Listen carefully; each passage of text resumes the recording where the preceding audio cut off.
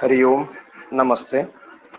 अष्टाध्यायी जगन्माता यस्य चित्तात् समुत्थिता वेदानामुपकाराय तस्मै पाणिनये नमः। सदाशिवसमारम्भां तथा पाणिनिमध्यमाम् अस्मदाचार्यपर्यन्तां वन्दे गुरुपरम्परां वन्दे गुरुपरम्परां वन्दे गुरुपरम्पराम्। आप सभी को नमस्ते। पुनः आपका इस संस्कृत प्रभा नामक यूट्यूब चैनल पर हार्दिक स्वागत एवं अभिनंदन। जैसा कि आप जानते ही हैं, हम लोग इस यूट्यूब के माध्यम से पाणिनि या पौष्टिक प्रक्रिया को जान रहे हैं, जिसमें कि हम इडागम विषय पर चर्चा कर रहे हैं। तो अभी तक हमने इडागम के विषय में चिंतन किया कि इट का जो आगम होता है वह कब होता है, ऐसे कौन से प्रत्यय हैं आर्ध धातुक में भी। ये निश्चित कर लिया हमने कि ये इडागम जो होता है ये आर्ध धातुक में ही होता है, अर्थात जहां आर्ध धातुक संज्ञक प्रत्यय होते हैं उन्हीं ही स्थलों पर क्या होता है, इडागम होता है।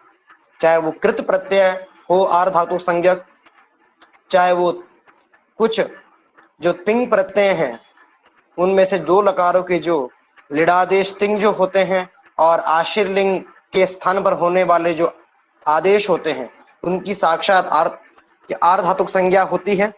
तथा जो अन्य आपके चार लकार हैं वहां कुछ ऐसे प्रत्ययों का व्यवधान आ जाता है जिनके कारण उन लकारों की प्रक्रिया आपकी आर्ध धातुकीय होती है।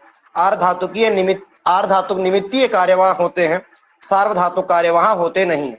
यद्यपि वो जो वहां विद्यमान जो तिंग है उसमें सार्वधातुकत्व रहता है, फिर भी वहां सार्वधातुक निमित्तीय कार्य वहां होते नहीं है।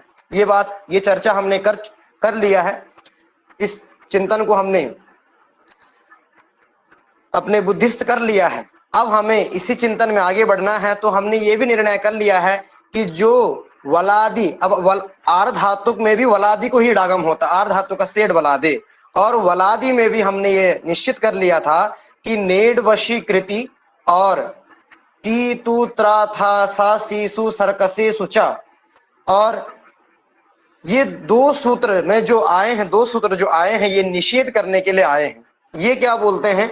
ये बोलते हैं कि जो वलादि आर्ध धातुक में भी जो क्या हो, वशादिकृत हो, उसको इडागम नहीं होगा। तथा जो ये ती तू त्रा ता था सी सु सर का सा, ये जो प्रत्यय हैं आपके, टी प्रत्यय, तू प्रत्यय, त्रा प्रत्यय, ता प्रत्यय, था प्रत्यय, सी सु सर और का और सा, ये जो प्रत्यय हैं आपके 10 प्रत्यय, इन प्रत्ययों के परे रहते भी इन्हीं प्रत्ययों को क्या नहीं होता, इन प्रत्ययों को भी इडागम नहीं होता, यह सूत्र बोलता है। तो ये हमने निश्चित कर लिया है अब। और वसु जो प्रत्यय होता है उसको इडागम होता है, वस्वे काजात घसाम सूत्र है, बोल ठीक है। वसु प्रत्यय को भी इडागम, कोसु जो प्रत्यय है उसको भी इडागम होगा, ठीक है। तो ये निश्चित हो गया है। तो इस प्रकार से हमने यह निश्चित कर लिया है कि जहां तकारादि प्रत्यय अगर आपके पास है, क्योंकि कोई भी तकारादि प्रत्यय होगा तो तकारादि प्रत्यय में आपको इडागम करना है, क्योंकि तकारादि प्रत्यय कैसा है, आर्ध धातुक संज्ञा भी उसकी होगी। जैसे तास प्रत्यय है, तुमुन, तव्य, त्रिच इत्यादि जो ये प्रत्यय हैं ये तकारादि हैं और आर्ध धातुक संज्ञक भी है। परंतु वहां हमें इस सूत्र को विचार करके ही हमें इडागम का चिंतन करना चाहिए।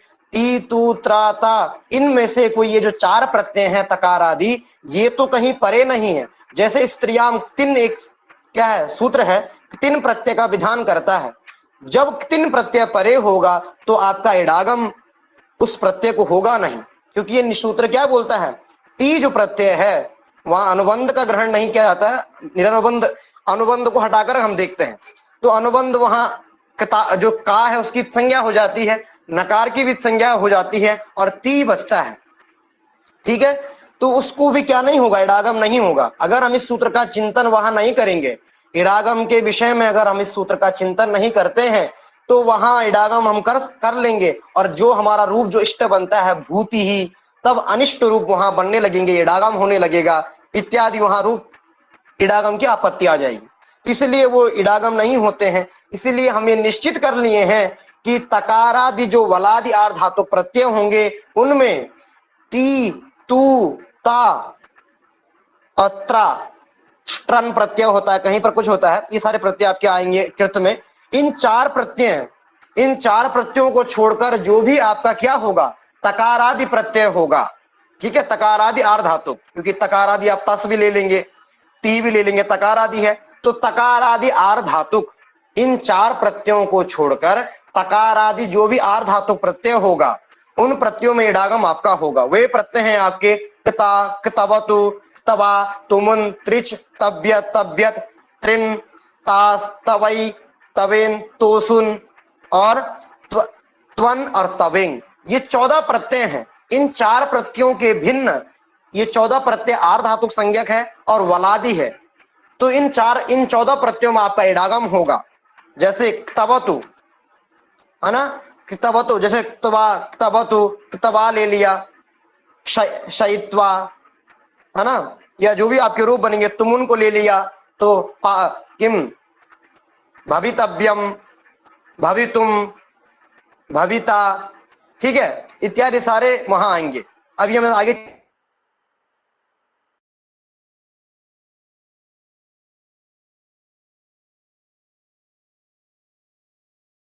इसका चिंतन हम करने वाले हैं।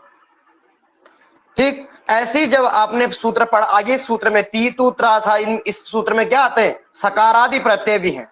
तो सी, सु, सर और सा, इन सकारादि चार प्रत्ययों को छोड़कर जो भी आपके सकारादि आर्ध धातुक संज्ञक प्रत्यय होंगे उन प्रत्ययों में आपका इडागम होगा। जैसे स्या प्रत्यय होता है, सीयुट होता है, सिच होता है और सन प्रत्यय होता है, से प्रत्यय होता है, सेन प्रत्यय होता है, से और सिप। ठीक है, ये 8 प्रत्यय हैं। ये 8 जो सकारादि प्रत्यय हैं इनमें भी इडागम होगा। तो कितने प्रत्यय हो गए, 14 प्रत्यय तकारादि और 8 प्रत्यय ये सकारादि, तो कितने हो गए 14 और कितना होगा 22 प्रत्यय हो गए आपके पास। और कोसु प्रत्यय भी हमने जाना था कि इडागम के योग्य है, उसको भी इडागम होता है, तो वो कितने हो गए 23 प्रत्यय हो गए। ठीक है, उसके बाद लिट लकार में देखने जाएं, लिट लकार को देखें तो वहां पर क्या होते हैं, लिट के स्थान पर आदेश होते हैं, परस्मयी पदानाम, परस्मय पद में वहां पर भी आप देखेंगे, आत्मनेय पद में भी, तो वहां पर भी इडागम के योग्य कुछ प्रत्यय हैं, ध्वम प्रत्यय है और वहे, महे, ये सब क्या है, वलादि है, वहां पर भी आपका इडागम प्राप्त होता है। तो वहां पर भी क्या है, वलादि और धातुक प्रत्यय परे हैं। तो वे कौन कौन से हैं, तो वहां 7 प्रत्यय आपके मिलेंगे। कौन कौन से, तो थल प्रत्यय मिलेगा। थल प्रत्यय देखिए वलादि है, आर्ध धातुक भी है, लिट की आर्ध धातुक संज्ञा होती है, हम जान चुके हैं। तो थल प्रत्यय है वा, मा, से, ध्वे, वहे, महे। ठीक है, ये सारे के सारे प्रत्यय क्या है, ये भी आपके कैसे प्रत्यय हैं, वलादि आर्ध धातुक प्रत्यय हैं। तो इसमें भी क्या होगा, इडागम, इन प्रत्ययों के परे इन प्रत्ययों को भी इडागम होगा। तो ये निश्चित हो गया है कि 14 प्रत्यय तकारादि आर्ध धातुक, 8 प्रत्यय सकारादि आर्ध धातुक, एक कोसु प्रत्यय और लिडादेश जो तिंग हैं उनमें से 7 प्रत्यय, इनको क्या होता है, इनको इडागम होता है। अब इनको सर्वत्र इडागम होता ही है, ये निश्चित नहीं है, हम अभी सामान्य इडागम की चर्चा कर रहे हैं। किसी प्रत्यय विशेष को लेकर, किसी प्रत्यय को लेकर हम इडागम का चिंतन कर नहीं रहे हैं। हम किसका चिंतन कर रहे हैं, अभी सामान्य इडागम को देख रहे हैं कि सामान्य इडागम के लिए योग्य है कि नहीं। तो इतने प्रत्यय, अभी तक हमारे पास 30 प्रत्यय ऐसे हो गए वलादि आर्ध धातुक संज्ञक जिनको इडागम होगा। ये भी सामान्य है, ये निश्चित हमने कर लिया है। अब तत्त प्रत्ययों के परे रहते, तत्त प्रत्ययों में हम जानेंगे, कुछ सूत्र तो नहीं आ रहे हैं, श्रुकः किति, किसी को वा करना है, ठीक है, इत्यादि बहुत सारे सूत्र आपके आएंगे। शनि वंतर जब आप सन प्रत्यय पढ़ते हैं तब वहां बहुत सारे को इडागम विकल्प से होता है कहीं, और बहुत सारे आपके नियम आएंगे, तो हम तत्त प्रत्ययों उसको जानेंगे। अभी हम सामान्य इडागम की चिंता के प्रकल्प में हैं। तो ये निश्चित हो गया है कि 30 प्रत्ययों में आपका इडागम होगा। ये तो प्रत्ययों की बात। अब हमने एक चिंतन किया था कि ये जो इडागम होता है ना, ये इडागम भी तभी होता है जब आपका प्रत्यय भी सेठ हो और धातु भी। तो प्रत्यय को तो हमने जान लिया कि कौन कौन से प्रत्यय आपके सेठ है, यही 30 प्रत्यय सेठ हैं। सेठ का मतलब होता है जिनको इडागम होता है ऐसे प्रत्यय। तो ये जो 30 प्रत्यय हैं ये इडागम के योग्य हैं, इनको इडागम होता है। ठीक है, तो ये 14 प्रत्यय आपके सेठ हैं। इनसे अतिरिक्त जो प्रत्यय आएंगे वो आपके अनिट में गिने जाएंगे। ठीक, तो ये हमने प्रत्ययों का चिंतन हमने कर लिया है कि प्रत्यय कौन से इडागम के योग्य हैं, कौन से नहीं है। अब हम धातु के प्रकरण में, क्योंकि हमने जाना है कि इडागम तभी होता है जब दोनों अर्थात प्रकृति जो धातु है, हम जो यहाँ प्रत्यय आएंगे, क्योंकि जो तिंग और कृत में ये चिंतन होता है इडागम का, तो यहाँ पर जो प्रकृति होगी वो हमेशा आपका धातु ही होगा। यहाँ प्रातिपदिक आपकी प्रकृति हो नहीं सकती। क्यों? क्योंकि जो तिंग प्रत्यय होते हैं और कृत प्रत्यय होते हैं ये हमेशा क्या होते हैं, किससे लगते हैं? धातु ही इनकी प्रकृति होती है, इनके प्रातिपदिक इनकी प्रकृति होती नहीं है। धातु से ही ये इन प्रत्ययों का विधान किया जाता है। तो हमेशा अब हमें देखना पड़ेगा कि धातु सेठ है कि नहीं। धातु भी अनिट और सेठ होते हैं।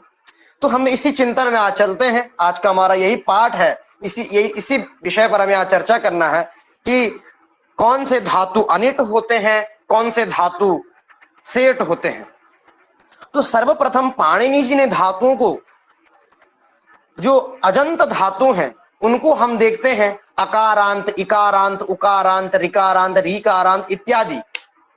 उनके अंत को देखकर हम चर्चा करते हैं। जब हम धातुओं के बारे में जब हम चिंतन करते हैं तब हम उनको, जब अजादि धातु होते हैं, जब वो धातु क्या होते हैं, अजंत धातु होते हैं। अजंत, अजादि नहीं, अजंत धातु जो होते हैं उनके हम अंत को देखते हैं कि अंत में क्या है।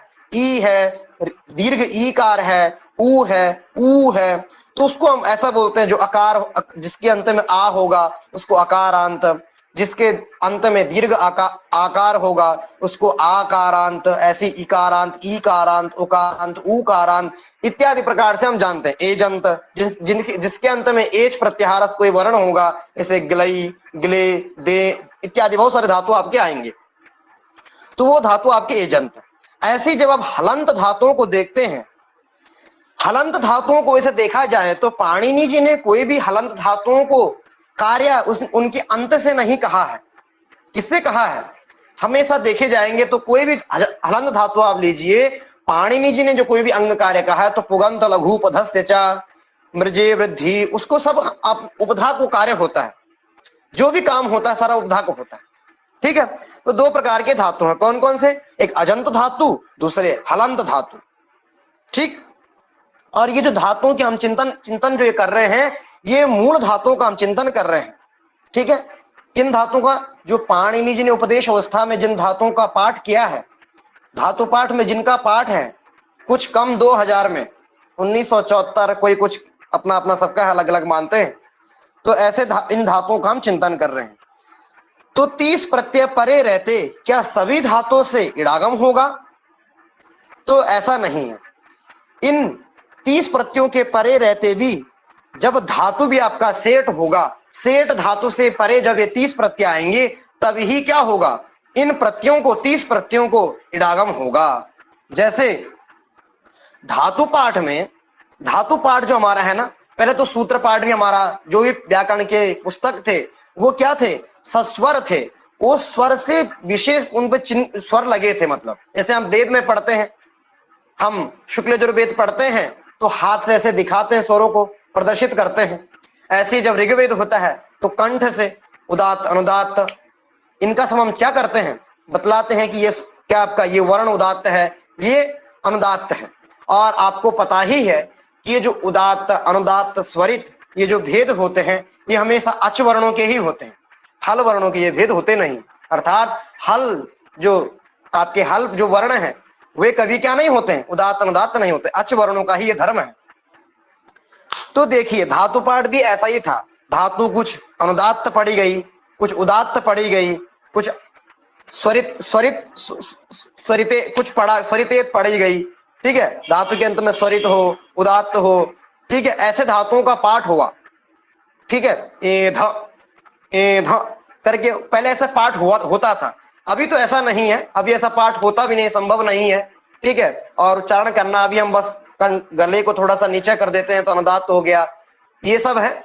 तो अभी हम ये सब पाठ हमें उपलब्ध नहीं होता, परंतु अभी भी अगर हम इडागम को देखना है तो इडागम के लिए हमें स्वर का जो स्वर है उदात अनुदात, इसकी आवश्यकता पड़ती है।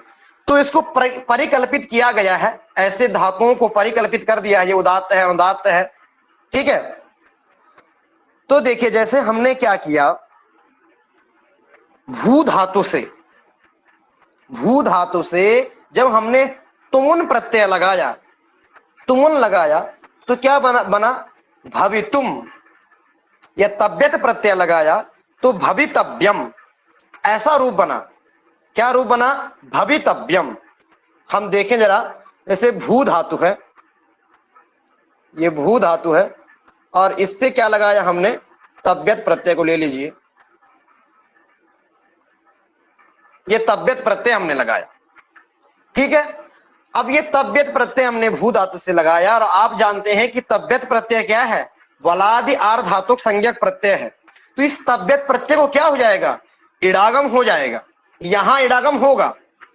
ठीक है, तो भवितव्यम भू धातु को गुण इत्यादि कार्य होके सार्वधातुकार धातुकयो से क्या हो जाएगा? भवितव्यम रूप बन जाएगा। किंतु इसी तब्यत प्रत्यय को जब आप पा धातु से लगाते हैं या दा धातु से लगाते हैं, धा धातु से लगाइए, गा धातु से लगाइए, इसी तब्यत प्रत्यय को, ये तब्यत प्रत्यय जब पा धातु से आप लगाएंगे तब इस तब्यत प्रत्यय को इडागम नहीं होगा। क्या नहीं होगा? इट का आगम होगा नहीं। क्यों? यही तब्यत प्रत्यय जब भू धातु से लग रहा है तब तो इसे इडागम हो रहा है, और यही जब प्रत्यय किससे लग रहा है? पा धातु से लग रहा है, तब इडागम होता नहीं। तो यहां क्या ऐसा विशेष बात क्या है कि जो यहां इडागम पा धातु में होता नहीं और भू धातु में हो जाता है?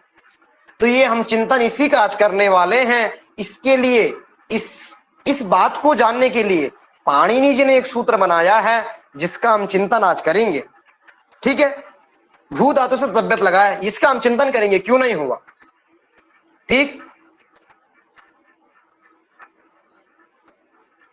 अब देखिए, यही भू धातु से जब आपका तिन प्रत्यय लगेगा, क्या भू धातु है, और भू धातु से जब आप तिन प्रत्यय लगाएंगे, एक तिन प्रत्यय आपने लगाया, तब इस भू धातु को इडागम नहीं होगा।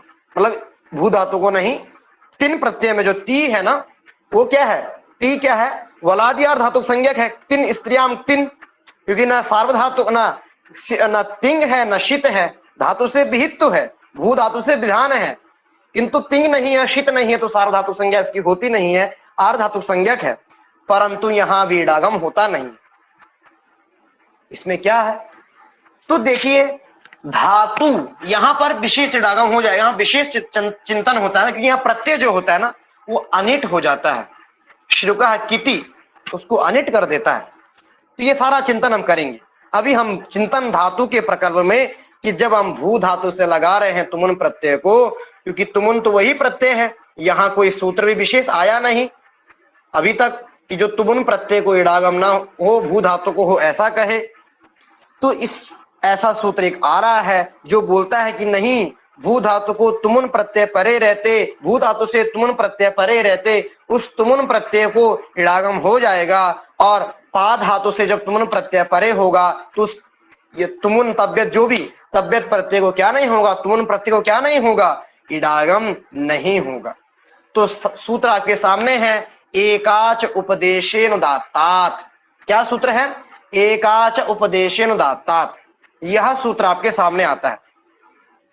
ठीक, ये सूत्र बोलता है उपदेश जो है ना, उपदेशे उभयत्र अन्वेति, जो उपदेश है उसका आपको दोनों जगह अन्वय करना है। दोनों जगह मतलब ऐसा एक न्याय है, दहली दीपक न्याय। आप क्या कर दे, जब आप क्या है, अंधेरा है, आपको कोई दहली पता है आपको, जो घर होता है, मकान, दरवाजा, वहां पर जो दहली होती है, दहली, ठीक है, वहां पर अगर आप लाइट नहीं और दीपक जला दें तो कमरे के अंदर भी प्रकाश होगा और कमरे के बाहर भी, तो दोनों लोग काम कर सकते हैं। कोई बाहर काम कर रहा है तो वो भी कर सकता है, जो अंदर कर रहा है वो भी कर सकता है। ऐसे ही यहाँ पे जो उपदेश है उसको आप बीच में रखे हैं तो दोनों तरफ उसका अन्वय होगा। एक उपदेशे एकाच, उपदेशे अनुदात, अनुदात्तात, ठीक है। अर्थात धातु पाठ में, ये चर्चा आपको कहां देखनी है, धातु पाठ में देखनी है। उपदेश की वही मिलेगा आपको। तो उपदेशे यो धातु एकाच अनुदात्तश्च ततः परस्य वलादेह आर्ध धातुकस्य इट न। क्या बोल रहा है सूत्र? सूत्र में तो पहले कितने पद हैं? एकाच उपदेशे अनुदात्तात, 3 पद हैं, एकाच उपदेशे अनुदात्तात, ठीक है। तो उपदेश में विद्यमान क्या होना चाहिए? जो धातु है, उपदेशे, यह धातु, उपदेश अवस्था में जो धातु एकाच हो, साथ ही साथ अलग नहीं, वही धातु एकाच भी होना चाहिए और अनुदात्त भी होना चाहिए। कैसा धातु? एकाच उपदेश, क्या होना चाहिए? उपदेश में एकाच हो और अनुदात्त हो। कैसा धातु? उपदेश में जो धातु एकाच होता है और अनुदात्त होता है, अर्थात एकाचत्वे, एकाचत्वे सति अनुदातत्वे सति, ठीक है, जो होगा एकाच भी उसे होना चाहिए और अनुदात्त भी होना चाहिए, ऐसा धातु उपदेश में, उपदेश में बोल रहा है, बाद में नहीं। बाद में वो अनेकाच हो जाए कोई दिक्कत नहीं, ठीक है। किंतु उपदेश अवस्था में जो धातु पाठ है, मूल धातु जो है, उस अवस्था में आपका जो धातु हो, अगर वो एकाच हो और अनुदात्त हो, तो उस धातु से परे वलादि आर धातु प्रत्यय को इडागम होता नहीं है। अर्थात अगर आपका प्रत्यय वलादि आर धातु भी है, जैसे आपने क्या किया था, ये पा धातु जो है, इस पा धातु से आपने तब्यत प्रत्यय लगाया। क्या? तब्यत प्रत्यय का लगाया मतलब विधान किया, ठीक। तो ये पा धातु से तब्यत प्रत्यय जब आप करेंगे तो तब्यत प्रत्यय आर धातु भी है, वलादि आर धातु प्रत्यय, ठीक है। ये तब्यत प्रत्यय कैसा है? वलादि आर धातुक है। तो ये इसको क्या होना चाहिए? आर्ध धातु का सेड वाला, आर धातु का सेड वलादेह, इस सूत्र के द्वारा इडागम होना चाहिए। परंतु यहां इडागम नहीं हो रहा है, तो वहां ये सूत्र लग जाएगा, उपदेश एकाच उपदेशेनुदात्तात। यह सूत्र बोलता है कि उपदेश अवस्था में जो धातु एकाच हो और अनुदात्त हो, उस धातु को क्या नहीं होता है? इडागम होता नहीं है, ठीक। अब अनुदात्त ये कैसे आप जानेंगे? तो वैसे देखा जाए, आप अष्ट के लेंगे, धातु पाठ लेंगे तो उसमें बता दिया गया है, एक निर्देश कर दिया गया है, नीचे चिन्ह लगा दिया है, धातु के ऊपर लगा दिया है स्वरित का चिन्ह जो होता है, जो अनुदात्त का चिन्ह जो नीचे थोड़ी छोटी सी डंडा खींचा रहता है, तो ऐसा पा धातु में भी ऐसा लगाया होगा। तो अनुदात्त धातु है, उदात्त नहीं है, ठीक है। तो ये सारा ये ऐसा हम जानेंगे, मतलब धातु पाठ में आप देख सकते हैं, ठीक। और इस इडागम के विषय को इतना ये जटिल हो गया था इस सब नियम के द्वारा, इसको इसीलिए सरल कर दिया गया है। धातुओं को भाष्यकार ने, इन धातुओं को जो इडागम के योग्य धातु हैं, जो सेठ धातु, अनिट धातु, इनको बता दिया है। नहीं तो जटिल हो जाता, हम कैसे जानते हैं ये धातु इडागम, ये अनुदात्त है, ये उदात्त है, ये स्वरित है, हम कैसे जानते? तो इसलिए भाष्यकार ने, शेषावतार महाभाष्यकार ने इनको इस चीज को क्या, इस विषय को क्या कर दिया है? विस्तार से बता दिया है। उसी को हम जान रहे हैं पाणिनीय पौष्य प्रक्रिया के माध्यम से, ठीक। तो ये पा धातु आपका कैसा है? ये देखिए, धातु को एक आच कैसे पता लगेगा आपका? तो एक आच आपका दिखने से पता लग जाएगा। एक अच है जिस धातु में, उस धातु को आप एकाच जानेंगे। तो ये धातु एकाच है कि नहीं? ये धातु पा आपका एकाच भी है, इसमें केवल एक ही अच है, ठीक, एकाच है। और अब उदात्त है कि अनुदात्त है, इसका चिंतन करना पड़ेगा। तो ये धातु पाठ में आपका कैसा पड़ा है, उपदेश अवस्था में ये अनुदात्त पड़ा है, इसीलिए ये धातु कैसा हो गया, एकाच, एकाच अनुदात्त धातु हो गया। कैसा धातु हो गया, एकाच अनुदात्त धातु हो गया। और आपने अभी सूत्र पढ़ा है एकाच उपदेश अनुदात्ता, जो धातु उपदेश अवस्था में एकाच और अनुदात्त होता है उस धातु से परे उस वलादि आर्ध धातु प्रत्यय को इडागम नहीं होता है, तब जाके इस तब्यत प्रत्यय को आपको क्या नहीं होगा, इडागम नहीं होगा। प्राप्त तो होता है किंतु ये सूत्र आपका निषेध सूत्र है, इट का निषेध करता है, इडागम का निषेध करता है। कैसे धातुओं से, तो एकाच अनुदात्त धातुओं से, एकाच अनुदात्त धातुओं से। ठीक है, एकाच ऐसा धातु जिसमें एक अच हो और धातु अनुदात्त भी हो, उपदेश में ही दोनों, अन्यत्र नहीं। ठीक, तो ये चर्चा हमने कर ली है। जैसे पुस्तक में भी लिखा है, आप पुस्तक को एक बार पुस्तक को भी पढ़ सकते हैं और इस पुस्तक को आप खरीद सकते हैं।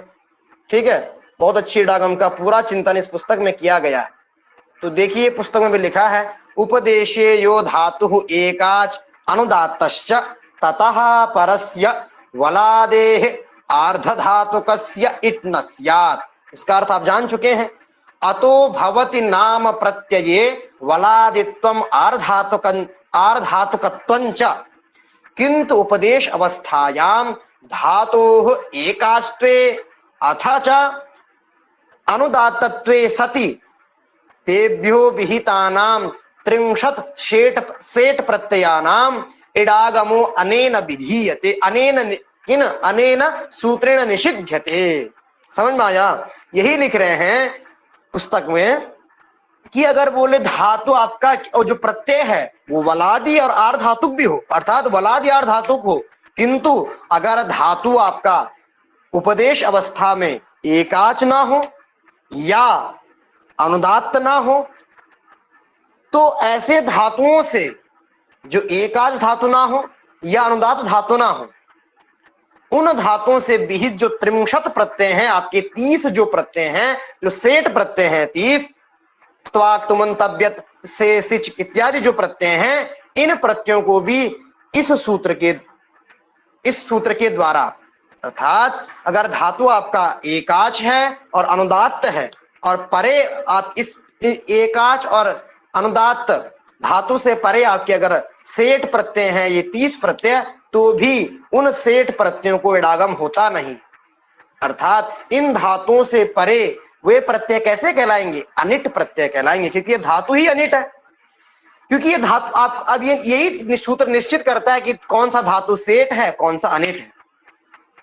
ठीक है, तो ये निश्चित कर लिया, ये सूत्र निश्चित कर लिया कि कौन सा धातु आपका सेठ होगा, कौन सा अनिट होगा। प्रत्यय आपके निश्चित है ही, जैसे पा धातु को निश्चित कर लिया, क्योंकि पा धातु उपदेश अवस्था में एकाच भी है और अनुदात्त भी है, इसीलिए पा से परे जब ये कोई भी प्रत्यय आपके लगेंगे तो क्या होगा, जैसे पाता, पास्यति, पातुम, पीत्वा, है ना, पातुम इत्यादि, ये सब प्रत्यय सब आपके पास्यति। ठीक है, ये सारे आपके रूप ऐसे बनते हैं।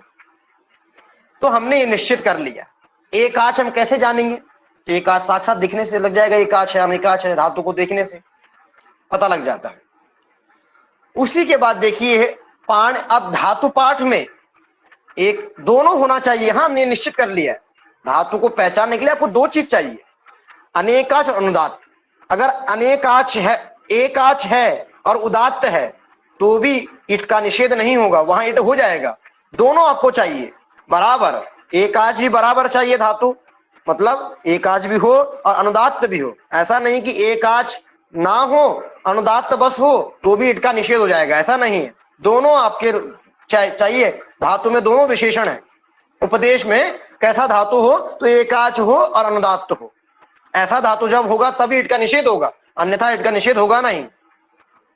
ठीक है, जैसे भू धातु है, ये भू धातु कैसा है, इससे जब आप तब्यत लगा रहे हैं तब क्या हो रहा है, इडागम हो रहा है, अर्थात भू धातु कोई कुछ होगा इसमें। तो भू धातु आपका अनुदात्त नहीं है, एकाच तो है। जैसे पा में आ एक अच था, वैसे भू में क्या है, ऊ है, वो भी भू धातु में क्या है, एक ही अच है, तो एकाच है। परंतु ये धातु उदात्त है, अनुदात्त है नहीं, जिसके कारण यहाँ इट का निषेध इस सूत्र के द्वारा होगा नहीं। भवितव्यम, भविता, भविष्यति, अभविष्यत, ये सारे प्रयोग आपके ऐसे ही बन जाएंगे। ठीक है, इनमें आपको कोई दिक्कत, ये सूत्र यहां प्रवृत्त होगा नहीं, ये सूत्र यहां नहीं लगेगा। ठीक है, ठीक।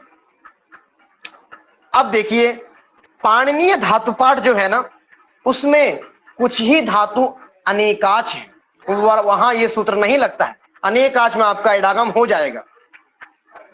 ठीक है, तो जागरी धातु, ऊर्णु धातु, दरिद्रा धातु और चकाश्री धातु, चिरी, जिरी, दीधिंग, वेबिंग, ये जो धातु हैं, इन्हीं धातु में, ये धातु क्या है, यही इतने ही धातु 1 2 3 4 5 6 7 8, ये 8 धातु ही आपके क्या हैं, अनेकाच हैं। इनसे अतिरिक्त जो भी धातु आपको मिलेगा, पच, हल, डुपचस जो भी है, ये सारे के धातु कैसे मिलेंगे आपको, ऐसे मिलेंगे, एक आच मिलेंगे। ठीक है, जिनकी संज्ञा हो जाएगी उनको नहीं देखना, आपको जिनकी संज्ञा होगी उनको नहीं देखना, उनके बिना आपको गिनना है, तभी मिलेगा। नहीं तो डुपचस देखेंगे तो क्या डू में ऊ है, ये सब है, ऐसा नहीं। जब संज्ञा हो जाएगी तब आपको देखना अनेकाच, एकाच। ठीक है, नानुबंध कृतम मनेकास्तम करके है जो परिभाषा है, अनुबंधों को देखकर हम अनेकाच इत्यादि काम क्या नहीं करते हैं, परिगणना नहीं करते हैं। इसलिए आपको अनुबंध, जब आप संज्ञा हो जाएगी प्रत्यय में, धातु में, तभी आपको देखना है ये प्रत्यय एकाच है अनेकाच। ठीक है, तो देखिए अब लिखे हैं अतो अन्य सर्वे एका धातु एकाचतम, तो धातु का जो एकाच है तो देखने से आपको लग जाएगा, पता लग जाएगा। धातु नाम से विभागा, धातु नाम यहाँ जो लिखे हैं अंतिम अक्षर से लिखे।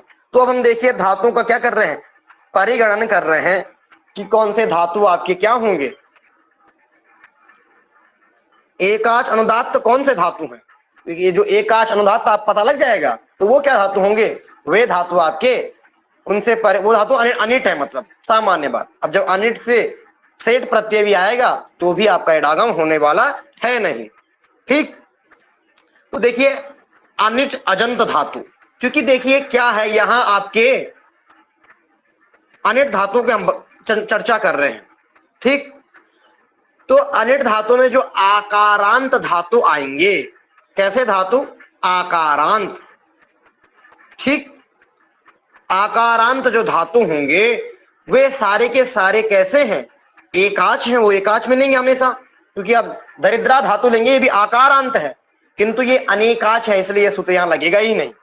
दरिद्रा धातु कैसा है, अनेकाच है कि क्या है, आकारांत है, परंतु यहां ये सूत्र जाएगा नहीं, क्योंकि एकाच के लिए सूत्र है, एकाच उपदेशनुदात्तात् एकाच के लिए है, इसलिए दरिद्रा में लगेगा ही नहीं। दरिद्रा अपने आप क्या है, सेठ है। ठीक, परंतु सर्वे एकाच आकारांत, जो एकाच आकारांत धातु होंगी, सामान्य आकारांत नहीं, एकाच आकारांत, ऐसे आकारांत धातु जो एकाच हो, जिनमें बस एक ही अच हो, ऐसे क्या, ऐसे आकारांत धातु सारे के सारे अनिट हैं। जैसे पाता, पातुम, क्या, पाता, पातुम। ठीक है, हम इसके एक बार हमने रूप दिए हैं, जब हम पूरा इसको पढ़ लेंगे, परिगणन कर लेंगे, तब हम ता प्रत्यय को, तास प्रत्यय को लगाकर, तब्यत प्रत्यय को लगाकर आपके सामने रूप को प्रदर्शित करेंगे। ठीक है, रूपों को हम दिखाएंगे आपको कैसे हो रहे हैं, इडागम हो रहा है कि नहीं। फिर भी हम एक एक रूप फिर भी आपके सामने बनाएंगे, बोलेंगे अभी आपको ये हम दिखाएंगे कैसे क्या हो है, यहाँ इडागम कैसे नहीं हो रहा है, कौन से प्रत्यय हैं। तो जब आप पा धातु से देखिए तास प्रत्यय लाएंगे तो पाता ऐसा बनेगा। ये ता प्रत्यय भी आपका कैसा है, वलादि आर धातु का है, तो इसको इडागम होना चाहिए, किंतु पा धातु आप जान लिए हैं कि आकारांत एकाच धातु है, इसीलिए उपदेश एकाच उपदेशनुदात्तात् इस सूत्र के द्वारा इस धातु से परे जो वलादि आर धातु प्रत्यय आएगा उसका निषेध हो जाएगा, तो पाता रूप बनेगा। ऐसी दा धातु से जब तास आएगा तो दाता बनेगा, घ्रा धातु से जब ता आएगा तो घ्राता बनेगा। ये सारे के सारे एकाच आकारांत जो भी धातु होगा वो अनिट होगा, ये निश्चित हो गया है। कोई भी धातु लीजिए, अगर विशेष इडागम, इस सामान्य इडागम की चर्चा कर रहे हैं, अर्थात आप तास प्रत्यय और तब्यत प्रत्यय को लीजिए बस, ये इनमें कोई विशेष नहीं है। तास में एक आता है, ठीक है, तीस लबर उबा आएगा, वो हम वहां चर्चा करेंगे, पर अभी आप इसको लीजिए। सामान्य इडागम से आपको इन प्रत्ययों को पकड़ना है। त्रिच प्रत्यय को पकड़ लीजिए, त्रिन प्रत्यय को पकड़ लीजिए। तास तास और त्रिच इनमें सब एक जैसे रूप बनते हैं। तास में, त्रिच में, त्रिन में एक जैसे बनेंगे, स्वर में भेद होगा कुछ, इस कारण अलग अलग वो है, कुछ नित है, कोई चित है, चिता सूत्र, ये सारे आते हैं। जैसे त्रिच प्रत्यय आपका क्या है, चकारित संज्ञक है, तो उसके लिए कुछ स्वर में विशेष होगा, है ना। जैसे तब्यत, तब्य में क्या है, तित है, तित स्वरितम करके आता है, ये ऐसा विशेष वहां होगा। नहीं तो त्रिच और तास इनके प्रत्यय क्या बनते हैं, रूप सेम बनते हैं, पाता पाता, कर्ता कर्ता, वहां रूप बनते हैं। ठीक है, तो तब्यत और तास प्रत्यय को हम लेंगे, यही सामान्य इडागम है। अगर मान के चलो इनके परे रहते, इस धातु से परे रहते, ये प्रत्यय परे हैं, धातु से प्रत्यय परे इडागम हो रहा है, तो मतलब ये सामान्य इडागम यहाँ हो रहा है, अन्यत्र नहीं होगा। इन दो प्रत्ययों को हम लेके चलेंगे। ठीक, तो ये आकारांत, एकाच आकारांतों का चिंतन हम कर चुके हैं। ठीक, तो सारे के सारे एकाच आकारांत आपके अनिट होते हैं, कोई भी धातु आप लीजिए आकारांत। अब एकाच इकारांत, ह्रस्व इकारांत जो धातु होंगे, तो यहां क्या बता रहे हैं, अब अनिट धातुओं को नहीं बता रहे हैं, अनिट धातुओं को नहीं बताए, क्योंकि आप जानते हैं कि जब दो चीज हो, जैसे हमें अनुनासिक को जानना है, अनुनासिक को जानना है, तो सूत्र बना दिया मुखनासिका वचनोनुनासिका। अब हमें अननुनासिक को जानने के लिए कोई सूत्र बनाना नहीं पड़ेगा, ठीक है। और जो चीज कम होती है ना, पहले उसे बताया जाता है, क्योंकि क्या है, आपका एक न्याय भी है। कौन सा? एक न्याय जो आता है, सूची कटाहन न्याय, है ना। तो सूची क्या होती है, छोटी होती है, उसको पहले क्या करता है, जो कुमार, जो भी काम करने वाला होता है, जो काम करता है, वो कुमार पहले क्या करता है, सूची का निर्माण करता है, क्योंकि कम है, ज्यादा को नहीं बाद में करता है, तो इसलिए हम पहले जो कम चीज है, जिसमें कम संख्या वाला जो है, उसको हम पहले लेते हैं। तो यहाँ अजंत में जो इकारांत में जो धातु हैं, वो बहुत सारे अनिट हैं। अब हम अनिट कब तक गिनाएं, एक एक धातु को अनिट हम गिनाने, जैसे आकारांत में तो क्या था, सब अनिट थे, इसलिए क्या कह दिया, अनिट कह दिया सबको।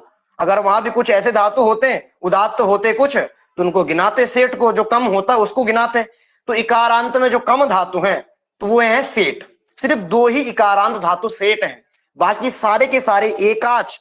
एकाच को मत भूलिएगा, अगर मैं बोलते बोलते कहीं पर नहीं भी लगा रहा हूं, तो आपको समझना ये सारा का सारा जो चिंतन हो रहा है, ये एकाच धातुओं के लिए हो रहा है, एकाच अनुदात धातुओं के लिए हो रहा है। ठीक है, तो एकाच अनुदात धातु, ऐसे एकाच अनुदात धातु इकारांत आपको दो ही क्या मिलेंगे, दो धातु नहीं मिलेंगे, बाकी सारे के सारे इन दो धातुओं से अतिरिक्त जो भी आपका इकारांत एकाच धातु होगा, वो उदात्त और एकाच हमेशा मिलेगा। अर्थात वो क्या होगा, वो हमेशा अनिट होगा, वो धातु अनिट गिना जाएगा।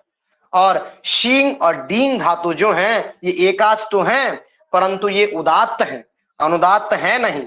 इस कारण इन दोनों धातुओं से शींग श्वी और श्री, डींग धातु तो आएगा, ठीक है, एक ई कारांत में आएगा। श्री और श्वी, श्री और श्वी धातु जो है, ये आपका सेठ है। ठीक, इनसे परे जब आपका तास प्रत्यय आएगा, तो श्रयिता, श्वयिता, ठीक है, श्रयितव्यम, श्वयितव्यम इत्यादि बहुत सारे आपके सब ये रूप ऐसे बनेंगे। ठीक है, श्रयिता, श्वयिता। ठीक है, अब इन धातुओं से जो भी अतिरिक्त धातु आपके इकारांत आएंगे, वो सारे के सारे धातु आपके कैसे होंगे, अनिट होंगे। जैसे आप ले लीजिए, कोई भी धातु ले लीजिए, आप कोई भी धातु लीजिए, नी धातु को यहां लिया है, तो नी से लगाएंगे नेता, नेतुम, नेतव्यम, है ना। ची, चेता, चेतुम, चेतव्यम, है ना। कोई भी धातु आप लीजिए, कोई भी, शेता, है ना, कोई भी धातु ले लीजिए, कोई भी इकारांत धातु, इनसे अतिरिक्त कोई भी धातु आप लीजिए, उसको उसमें प्रत्यय लगाइए, तो क्या होगा, इडागम होगा नहीं। ठीक है, इसी के साथ आपका, अगर आप देखे जाएंगे और थोड़ा सा भी आप पढ़े होंगे, तो आपका लुट लकार, रिट लकार और तब्यत, ये सारे प्रत्यय के आपके रूप बनने लग जाते हैं। जैसे आप लगाएंगे, नी धातु से आपने लगाया, नी धातु है, जी धातु है, जी। जी धातु से आपने क्या लगाया, जी धातु से आपने स्या प्रत्यय लगाया तो क्या बनेगा, जेष्यति रूप बनेगा, जेष्यति, है ना, चेष्यति, ऐसा रूप बनते हैं।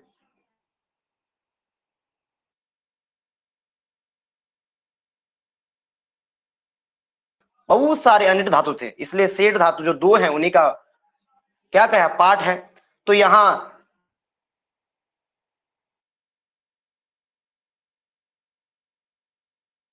कैसे हैं, शींग और डींग कैसे हैं, उदात्त हैं।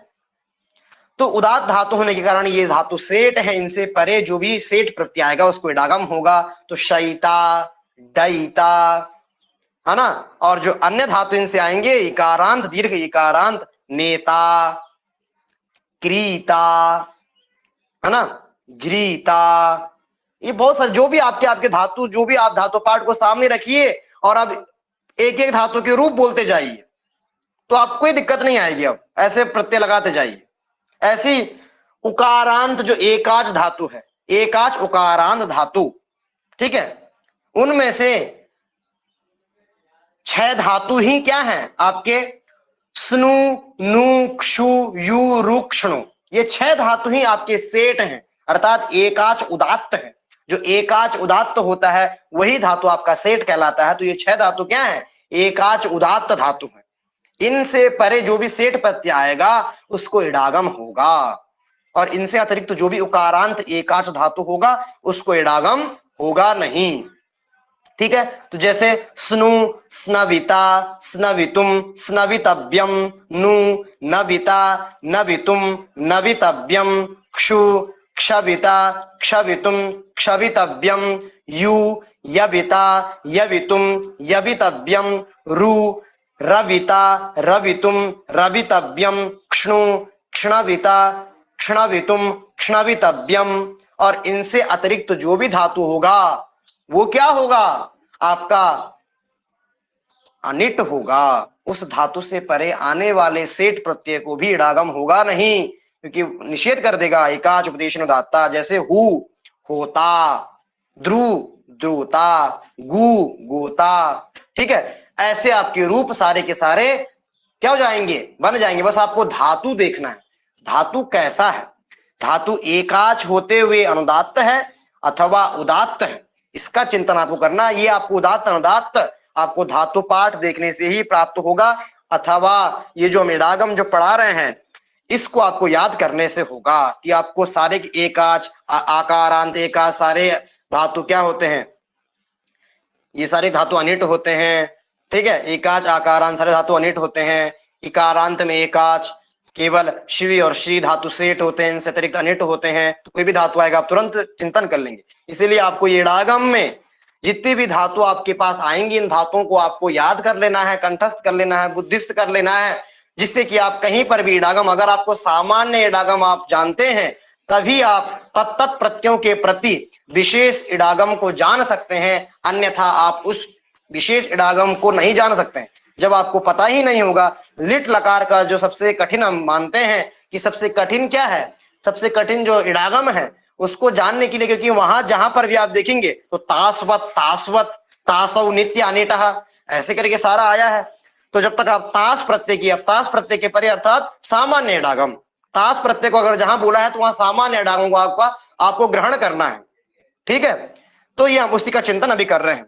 और एकाच उकारांत धातु सारे के सारे आपके क्या होते हैं, वो उदात्त होते हैं, अनुदात्त होते नहीं है। अर्थात सारे के सारे एकाच उकारांत धातु आपके सेठ होते हैं, अनिट होते नहीं। अर्थात भू भविता, है ना, लू लबिता, गु गबिता, ठीक है, ध्रु द्रविता, बहुत जितने भी आपके उकारांत धातु जो भी होगा, आप धातु को देखिए और रूप बनाना शुरू कीजिए, धड़ाधड़ रूप बनेंगे, कोई दिक्कत नहीं, है ना। थोड़ी सी भी आप प्रक्रिया अगर जानते होंगे किसी भी प्रक्रिया से, चाहे आप लघु कौमुदी से सिद्धांत कौमुदी पढ़ते हो, चाहे आप अष्टाध्यायी से पाणिनीय पौष्टिक प्रक्रिया से आप पढ़े हैं, आपको थोड़ा सा भी अगर आप जानते हैं कि धातु को वृद्धि गुण इत्यादि होते हैं तो उसमें कोई दिक्कत नहीं आएगी। ठीक, इसी के साथ देखिए ऋकारांत जो धातु होते हैं, उनमें से जो सेठ धातु होते हैं अर्थात एकाच उदात्त दो ही धातु होते हैं आपके, कौन कौन से? ब्रिंग और ब्रिय धातु। ब्रिंग ब्रिय धातु को छोड़कर जो भी एकाच धातु होगा वो सारे के सारे कैसे होंगे? अनुदात्त होंगे अर्थात अनिट होते हैं। जैसे लीजिए, जैसे ब्री धातु का हम रूप देखते हैं तो ब्री वरिता वरितुम वरितव्यम, है ना, वो दोनों का एक जैसा रूप बनेगा, कुछ अंतर नहीं, स्वर में अंतर आएगा। एक इत है ना, ब्रिंग एक गित है।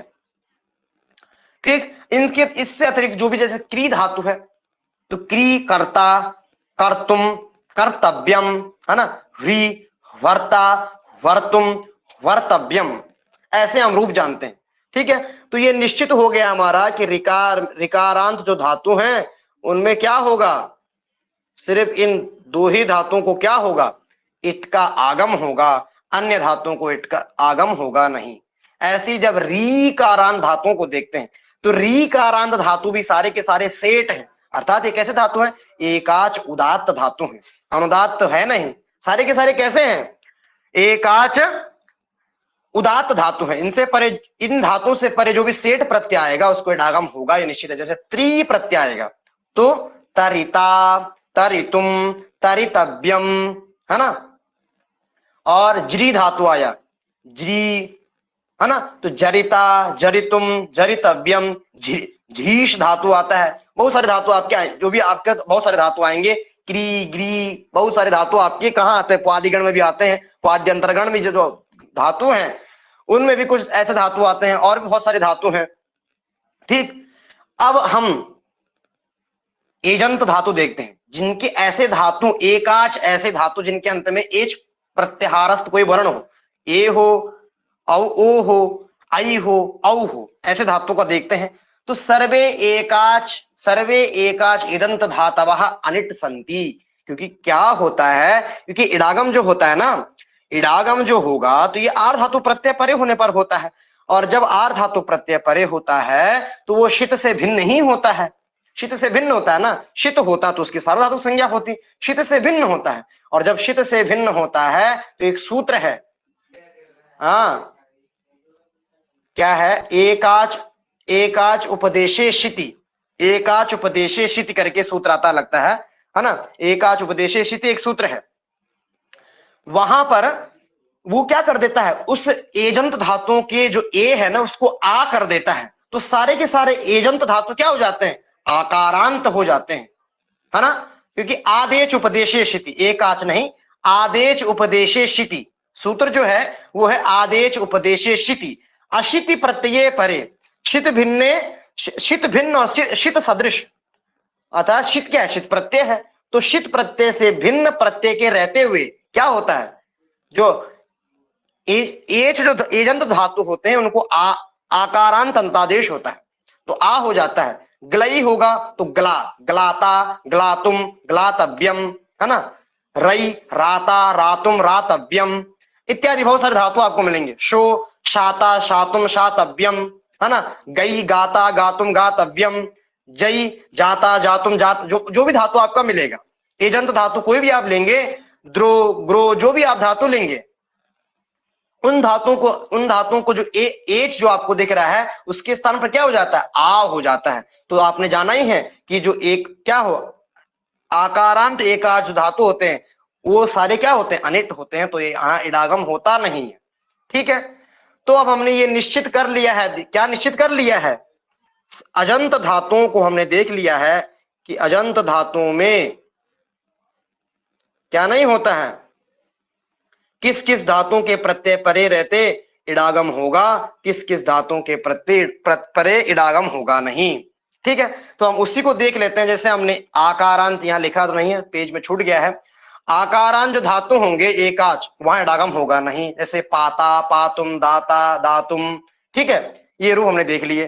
ठीक, ऐसे ही देखिए अब इकारांत में सिर्फ क्या होगा? दो धातु में ही इडागम होगा, अन्यत्र होगा नहीं। तो दो धातु हैं, श्री धातु है श्वी धातु है, तो श्रयिता श्रयितुम श्वयिता श्वयितुम, और इनसे अन्यत्र जो धातु होंगे जैसे जी धातु है तो जेता जेतुम जेतव्यम, है ना। ऐसे शींग डींग में जो ई कारांत है वहां इडागम होगा, तो क्या होगा? शयिता शयितुम शयितव्यम, डयिता डयितुम डयितव्यम, और जो इन धातुओं से अतिरिक्त धातु होंगी, जैसे नी धातु है तो नेता, नेतुम, नेतव्यम, है ना।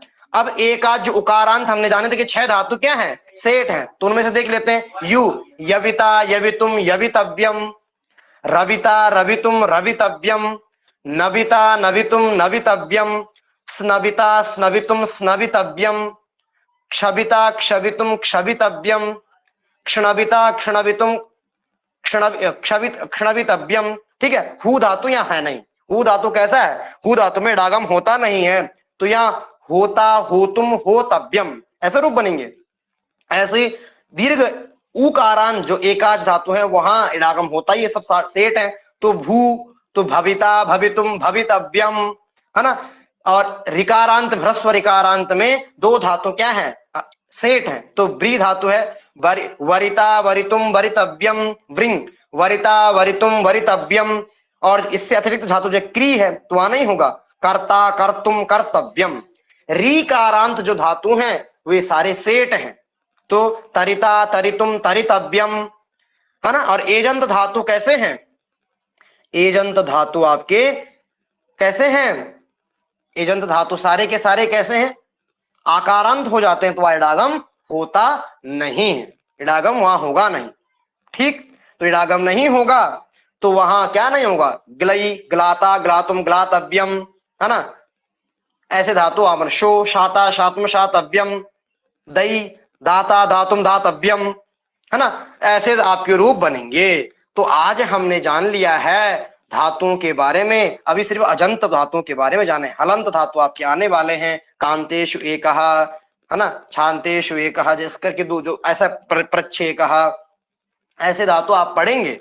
ठीक है, तो आज हम अजंत धातुओं के बारे में ही चिंतन इतना ही रखते हैं, इडागम का, धातुओं के विषय में इडागम का इतना ही आज हम चिंतन रखते हैं। आप ये निश्चित कर लीजिए, इन धातुओं को बुद्धिस्त कर लीजिए कि एकाच आकारांत सारे के सारे अनिट, एकाच इकारांत में श्री और श्वी धातु ही सेठ, इनसे इससे इन दोनों से अतिरिक्त अनिट, दीर्घ इकारांत में शींग, डींग, इन 2 धातुओं से अतिरिक्त जो धातु होगा वो अनिट होगा। उकारांत में यू, रू, रू, क्ष्णु, क्षणु, ये जो धातु आएंगे 6 धातु हैं, उन धातुओं के अतिरिक्त जो भी धातु होगा उसको इडागम होगा नहीं। दीर्घ उकारांत हमेशा सेठ होते हैं, उनसे कोई भी सेठ प्रत्यय आएगा तो इडागम होगा। अब सामान्य अभी, हाँ, विशेष की चिंता नहीं कर रहे हैं, विशेष की चर्चा नहीं कर रहे हैं। और रिकारांत में ब्रिंग और ब्रिय धातु क्या होते हैं, सेठ होते हैं, उनसे अतिरिक्त जो भी होगा वो अनिट होगा। और रीकारांत में सारे के सारे सेठ होते हैं, है ना। और जो एजंत धातु होते हैं वो सारे के सारे अनिट होते हैं। तो अब अजंत धातुओं में आपको कभी भी सामान्य इडागम कोई पूछेगा ये कैसे है, क्या है, तो आप बता सकते हैं कि ये क्या है, एकाच अनुदात धातु है, जिसके कारण एकाच उपदेशन दाता इस सूत्र से इस धातु, इन धातुओं से परे जब वलादयार धातु प्रत्यय होगा तब भी इडागम नहीं होगा, अर्थात इडागम का निषेध हो जाएगा, ये आप बता सकते हैं। ठीक है, तो इसी के साथ हमने यहां तक का चिंतन पूर्ण किया। आगे हम हलंत धातुओं के, एकाच हलंत धातुओं के बारे में हम जानेंगे। एकाच अजंत के बारे में जान चुके हैं, एकाच हलंत धातुओं के बारे में हम जानेंगे कि कौन सा किस धातु, कौन धातु सेठ है, कौन से अनिट है। ठीक है, तो आज के लिए इतना ही रखते हैं। आप सभी का धन्यवाद। इस YouTube चैनल पर आपका स्वागत पुनः आप इस पाठ का लाभ लीजिए। हम लोग पाणिनीय पौष्टिक प्रक्रिया को इस YouTube चैनल के माध्यम से आप तक पहुंचा रहे हैं, आप इसका लाभ लीजिए। तो इसी के साथ आज का पाठ यहीं पर विराम देते हैं। सभी को नमस्ते, धन्यवाद। इसी के साथ सभी को नमस्ते।